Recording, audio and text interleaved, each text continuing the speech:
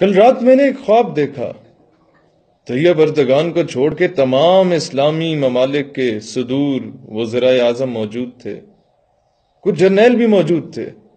مجھے کہنے لگے، بیٹا کس طرح کے بیانات دیتے ہو؟ میں نے کہا، خیریت ہو حضرت؟ کیا ہو گیا؟ کہنے لگے، کبھی تم کہتے ہو کشمیر میں ظلم ہو رہا ہے، جہاد کی ضرورت ہے، کبھی تم کہتے ہو شام میں مسلمانوں کو جلایا جا رہا ہے، جہاد کی ضرورت ہے، کبھی تم کہتے ہو کہ فلسطین میں بیت المقدس اور مسجد اقصی پہ یہودیوں نے قبضہ کر ڈالا ہے، جہاد کی ضرورت ہے، کبھی تم کہتے ہو کہ برما میں مسلمان ماؤں بہنوں بیٹیوں کو برہنہ کر کے ان کے جسم کو اعضاء کو کاٹا جا رہا ہے، جہاد کی ضرورت ہے۔ میں نے کہا، تو اس میں غلط کیا ہے؟ آپ کیوں نہیں کرتے ایسا؟ کہنے لگے، بیٹا جس جہاد میں امریکہ کی مرضی شامل نہ ہو اس کی مذمت کرنی چاہیے۔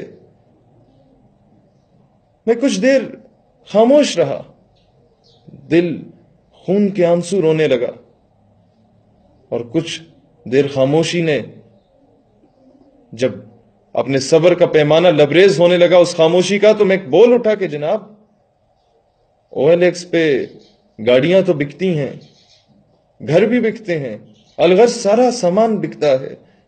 آپ تمام اسلامی ممالک مل کے کوئی ایک ایسی ویب سائٹ متعارف کرائیں جہاں غیرت اور ایمان بھی بکتا ہو، اور یقیناً سر فہرست آپ کے دام لگیں گے۔ مجھے یہ سمجھ آ گئی کہ جب مسلمان کی تلوار پر عورت اور شراب آ جاتی ہے تو وہ زنگ آلود ہو جاتی ہے۔